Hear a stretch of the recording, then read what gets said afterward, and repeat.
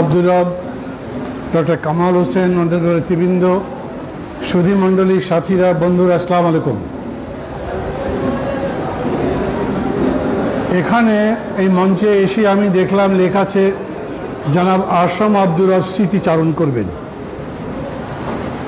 আমি বলতাম, আগে যদি জানতাম শুধু আসম রব স্মৃতিচারণ করুন, আমরা শুনি, অথবা ডক্টর কামাল যিনি প্রধান অতিথি, যদি তাকেও দায়িত্ব দেওয়া যেত, উনি স্মৃতিচারণ করতেন, আমরা সবাই শুনতাম।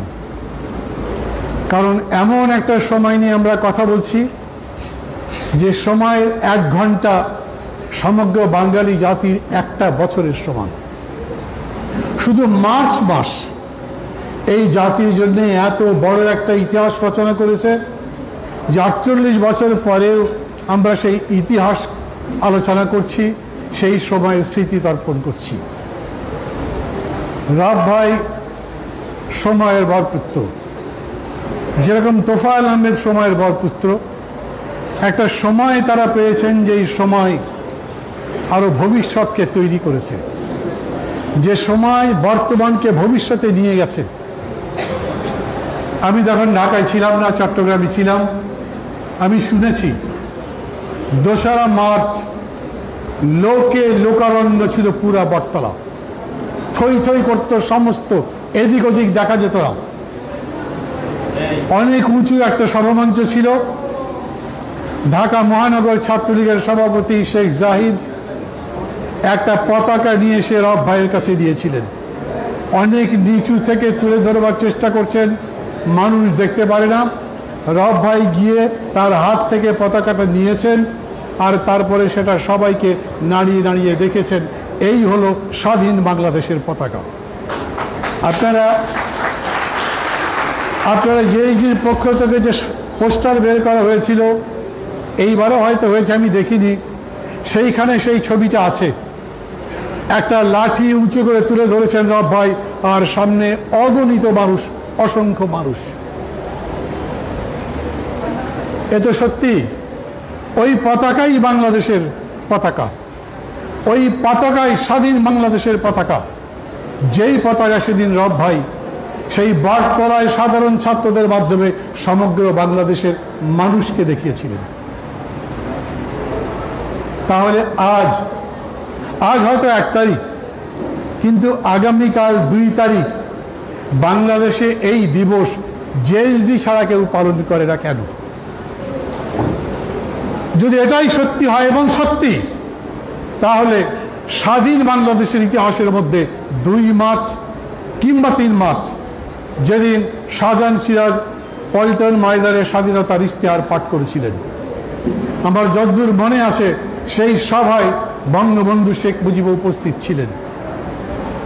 এই দুটো এত বড় উল্লেখযোগ্য দিন একেবারে ইতিহাসের মধ্যে থেকে খেয়ে ফেললেন কেউ কেউ। আমার মনে আছে ঠিক এইখানে এই রকম একটা সভায় রব ভাই বক্তৃতা করেছিলেন। শাহজাহান সিরাজ ভাইয়ের কথা বলেছিলেন, 3 তারিখে ইশতেহার পাঠ দিবসের কথা বলেছিলেন, এবং বলেছিলেন শেখ হাসিনা এখন প্রধানমন্ত্রী, উনি জনাব আসম আব্দুর রব তার সরকারের মন্ত্রী ছিলেন, তাদেরকে বলবার পরেও তারা এই দিবস পালন করতে রাজি হননি। রব ভাই এরশাদের সঙ্গেও ছিলেন। 9 বছর হোসেন মোহাম্মদ এরশাদ ছিল, কিন্তু 2 তারিখ স্বীকৃতি পায়নি, 3 তারিখ স্বীকৃতি পায়নি। কেন? 1 তারিখে ইয়াহিয়া খান জাতীয় সংসদের অধিবেশন মুলতবি করেছিলেন। বোঝা গিয়েছিল যে বাংলাদেশের স্বাধীনতার অধিকার মানবে না পশ্চিমারা। বোঝা গেছিল বাংলাদেশের স্বাধিকার আন্দোলন তারা স্বীকার করে না। যে নির্বাচন হয়েছিল 1970-এ, সেই 70-এর নির্বাচনের ফলাফল বলে দিয়েছিল বাংলাদেশ কোন দিকে যাবে, তখনকার পূর্ব পাকিস্তান মানুষ কোন দিকে পছন্দ করবে। আমি বলি 2 তারিখ জনাব আসম আব্দুর রবের এই পতাকা দেখাবার প্রয়োজন পড়ল কেন? এই সব কথাগুলো বলবার জন্যই অনেক সময় দরকার, এবং সে কথা সবচেয়ে ভালো নিশ্চয়ই রব ভাই বলতে পারবেন। অথবা মঞ্চে বসে বসে দেখলাম ওনার হাতে একটা বই, আমি সিরাজুল আলম খান বলছি, উনি বলতে পারবেন, কিংবা মারা গেলেন যিনি জনাব আব্দুর রাজ্জাক তিনি বলতে পারবেন, মারা গেছেন কাজী আরিফ আহমেদ বলতে পারবেন, অনেকাংশে বলতে পারবেন যারা মোস্তফা মহসিন মন্টু। আমি বরঞ্চ প্রস্তাব করি কোনো একটা দিন নির্ধারণ করে অথবা কয়েকটা দিন নির্ধারণ করে স্বাধীনতার এই উজ্জ্বল জ্যোতিষ্কগুলো নিজেদের ইতিহাস পর্যালোচনা করেন, আমাদেরকে জানান কি হয়েছিল। আজ আমি দেখতে পাচ্ছি কোনো আসমরার স্বাধীনতার ইতিহাসে নাই, কোনো শাহজাহান সিরাজ স্বাধীনতার ইতিহাসে নাই, কোনো ডক্টর কামাল নাই, কোনো মোস্তফা মহসিন মন্টু নাই। আছেন শুধু একমাত্র একজন, এক ব্যক্তি। ওই ব্যক্তিকে আমার ছোট করবার কোনো ইচ্ছা নাই। উনি তো স্বাধীন বাংলাদেশের জনগণের মহান মুক্তিযুদ্ধের নেতা ছিলেন অবশ্যই, কিন্তু তারপরে সেই যে কথা আছে না, কোনো ব্যক্তি ইতিহাস তৈরি করতে পারে না, ইতিহাস তৈরি করে জনগণ। বাংলাদেশ তার চেয়ে সবচেয়ে বড় প্রমাণ। 30 লক্ষ লোক জীবন দিয়েছে, 2 লক্ষ মা বোন ইজ্জত দিয়েছে, 1 কোটি মানুষ 1 বছরের জন্য ঘর ছেড়ে প্রতিবেশী দেশে গিয়ে আশ্রয় নিয়েছে। এই মানুষগুলোর অবদান স্বীকার না করলে আমাদের স্বাধীনতার ইতিহাস সত্যভাবে তো রচিত হতে পারে না। বলা হয় এখন ক্ষমতায় আছে আওয়ামী লীগ, বলে স্বাধীনতা আন্দোলনে নেতৃত্ব দান করে এই দল। ইতিহাস হয়তো সেরকম করে বলেছে, কিন্তু রব ভাই বলেন 1970 নির্বাচনে যে পার্লামেন্টে যারা যারা জিতেছিলেন সেই এমএলএ সাহেবরা, সেই এমপি সাহেবরা মেজরিটি সংখ্যক এই স্বাধীনতা যুদ্ধে কি ভূমিকা পালন করেছিলেন। আমার মনে আছে বঙ্গবন্ধু 6 দফা দেবার পরে আওয়ামী লীগের কেন্দ্র কমিটি সেই 6 দফার পক্ষে কোনো প্রস্তাব গ্রহণ করেনি। আজ এখানে রব ভাই আছেন, যে বটতলায় যে সবাই তিনি এই পতাকাটা দেখিয়েছিলেন, সেই সভার সভাপতিত্ব করেছিলেন তখন পূর্ব পাকিস্তান ছাত্রলীগের সভাপতি নূরে আলম সিদ্দিকী। সবাই চেনেন আপনারা। নূরে আলম সিদ্দিকী প্রতি জায়গায় বক্তৃতায় বলতেন, বঙ্গবন্ধু যদি ছিলেন আকাশের চাঁদ, আকাশের সূর্য, তাহলে ছাত্রলীগ ছিল এই পুরা খোলা আকাশ যার মধ্যে বঙ্গবন্ধু বিচরণ করতেন। উনি বলতেন ছাত্রলীগ ছাড়া বাংলাদেশের ইতিহাস রচনা করা যাবে না, কারণ আওয়ামী লীগের নেতারা, আওয়ামী লীগের কেন্দ্রীয় কমিটি 6 দফা সেদিন প্রথমে গ্রহণই করতে চায়নি। পরে এই আসমারব, এই শাহজাহান সিরাজ, এই মোস্তফা মহসিন মন্টু তারা চাপ সৃষ্টি করেছেন, দাবি করেছেন, জনগণের চাপ হয়েছে, সেই কারণে শেষ পর্যন্ত আওয়ামী লীগের কেন্দ্রীয় কমিটি প্রস্তাব মেনেছে, তাও বহু ঘটনার মধ্যে দিয়ে। এই কথাও সবার মধ্যে দিয়ে আপনারা শুনেছেন।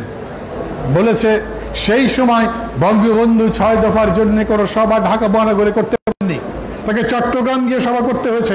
এই এতগুলো কথা আমি বলছি একটা কথা বলার জন্য, যে ইতিহাস কোনো একটা দল নিজের পকেটের মধ্যে ভরতে পারবে না, যেই চেষ্টা এখনকার বর্তমান সরকাররা করছে। রব ভাইকে বলছি, ডক্টর কামাল এখানে আছেন, তিনি আরো বেশি ইতিহাস বলতে পারবেন। এই যে এখানে বললেন একটু আগে আব্দুল মালেক রতন 2রা মার্চ 7ই মার্চের পটভূমি তৈরি করেছিল। কথাটা সত্যি? হ্যাঁ, সত্যি তো বটে। 7 মার্চের ভাষণ সম্পর্কে আবার যে কথা পরবর্তীতে শুনলেন তার মানে কি, এই প্রধানমন্ত্রী বঙ্গবন্ধুর কন্যাই তো বলেছেন ওরা সবাই চেষ্টা করেছিল শেখ মুজিবকে দিয়ে আমার পিতাকে দিয়ে স্বাধীনতার ঘোষণা দেওয়ার জন্য, কিন্তু তিনি স্বাধীনতার ঘোষণা দেননি। সত্যি এটা? তাহলে স্বাধীনতার ঘোষণা কবে? আমি যদি বলি প্রথম যেদিন ছাত্ররা সমগ্র বাঙালি জনগোষ্ঠীকে দেখালো এই স্বাধীনতার পতাকা, এই জন্য লড়াই, তাহলে সেটাই আমাদের জন্য সবচেয়ে গর্বের।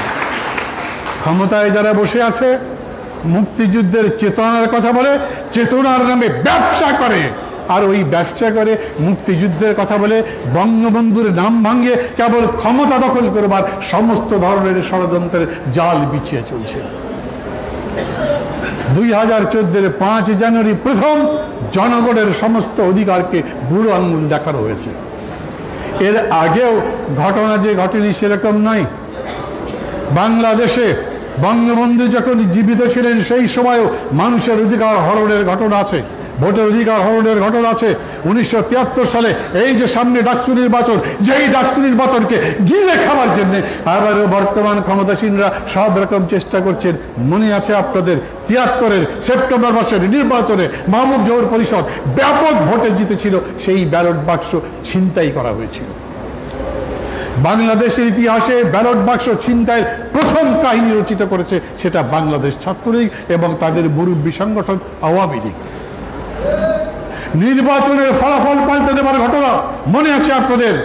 খন্দকার মুশতাক তার নিজের এলাকাতে রশিদ ইঞ্জিনের কাছে পরাজিত হয়েছিলেন।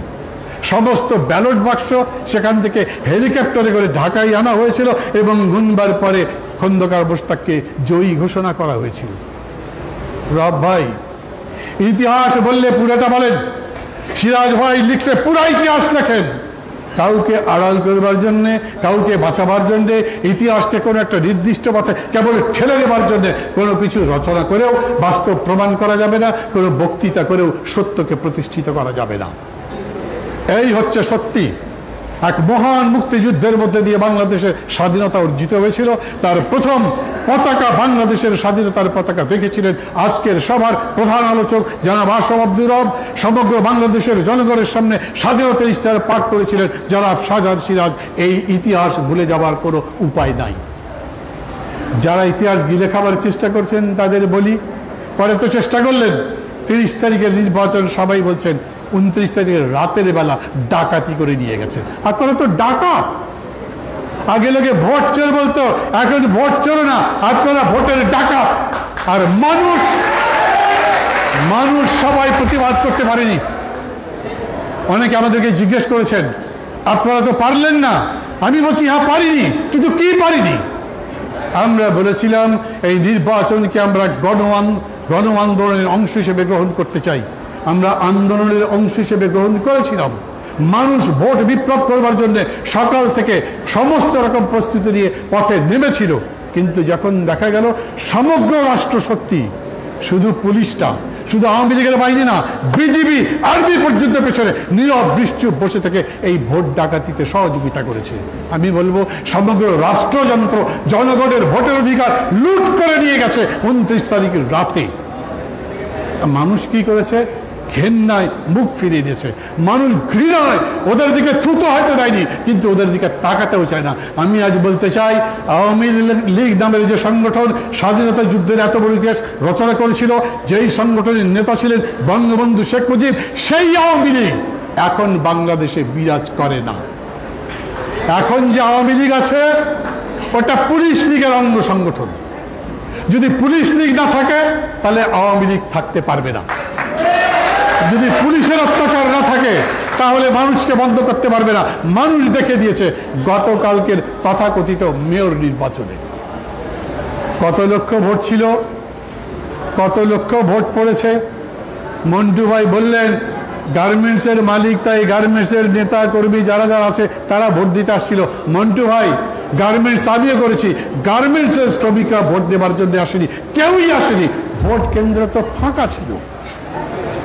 যতগুলো পত্রিকা আছে, আমি সামনে দেখলাম এখন বাংলাদেশ প্রতিদিন, বাসায় প্রথম আলো, ডেইলি স্টার, আরো কয়েকটা পত্রিকা পড়েছি, সমস্ত পত্রিকায় লিখেছে ভোট কেন্দ্র শূন্য, ভোটের প্রতি মানুষের অনাগ্রহ, মানুষ ভোট করতে চায় না। মানুষ বলেছে, বুঝিয়ে দিয়েছে তোমরা ভোটের ডাকাত, তোমাদের অধীনে ভোট করতে চাই না, তাই ভোট দেয়নি। এখন কি করব আমরা?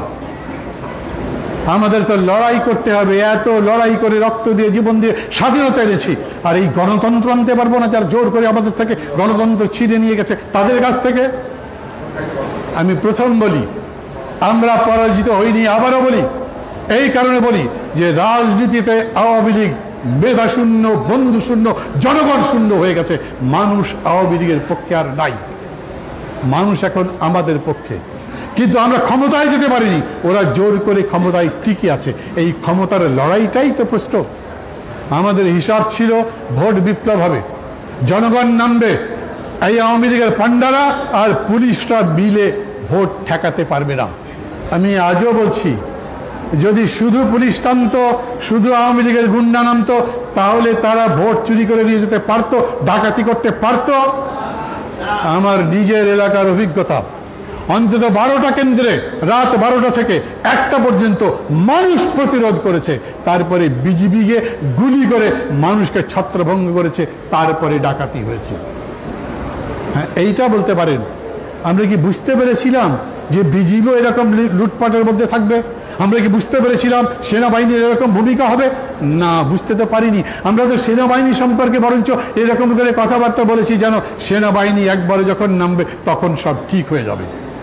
আমি মানি আমাদের কিছু বোঝার ভুল ছিল, আর এ তো সত্যি।